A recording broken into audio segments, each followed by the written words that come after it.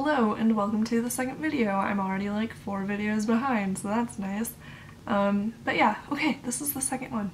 For this video I wanted to talk about translation poems, or the way that poems are translated from language to language, and what changes, what is lost, what is added when poems are translated. So as an example, I'm just going to read 3 lines from one of Pablo Neruda's poems, both in Spanish and English.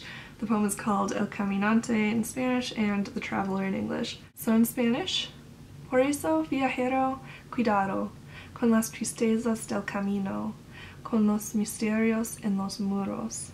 If I was translating this poem without ever having seen the English translation, I would translate it as, for this traveler take care, with the sadness of the walk, with the mysteries in the walls.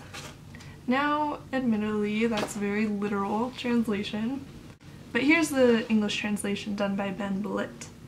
Traveler beware, keep a curious eye on the glooms of the highway, the mysteries crowding the walls. I don't dislike this translation. I think that it's really beautiful. It just seems to me that in the translation there were things added that weren't there, like the word beware or highway. Pablo Neruda was one of the first poets that I ever started reading, and since I was taking Spanish in high school at the time, I also wanted to read his poems in Spanish. So when I started to do that, and I started to read the poems both in Spanish and English, I noticed that things were different. Now at the time I wasn't very confident in my own Spanish skills. I really didn't know very much Spanish, so I thought all of these things that I was noticing were just errors on my part. I started to think about things like, was I interpreting everything wrong because I wasn't reading the poem in the original language? What was I missing? What wasn't I getting out of the poem that I might be getting out of it if I knew the language? And that really frustrated me.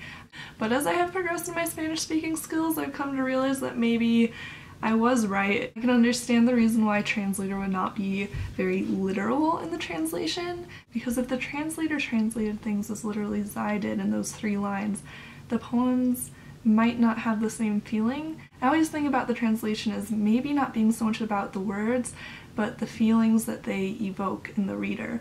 And if these 2 translations are evoking the same sort of emotion, does the word choice really matter? And that's the big thing for poets, is thinking about word choice and line breaks, which the line breaks are also different in the translation. The purpose is to create the same meaning, but from a different perspective, in a way that will make sense in English as opposed to Spanish. And I like to think about that when I'm writing, the way that different lines can be interpreted, and contexts that they would have in different languages or cultures. I think that's a big part of poetry as a whole. I've never read a translated poem and been upset about the changes made. I think it's always very beautiful, but I think it's important to understand that there are changes being made and the content might not always be exactly the same. You know, I've never read a poem that's been written in English that has been translated into a different language. I've never read an originally English poem in Spanish, and I think that would be really interesting. Like, what would Emily Dickinson's poems be like in Spanish? Would all that rhyme and meter just be gone, or would it be there but in a different language? I like to experiment with translations, or at least Google Translate when I write poetry. I think it's really fun to put a poem into Google Translate it and translate it into like 10 different languages and then back to English. You get some really weird stuff and it really sort of gets your mind moving.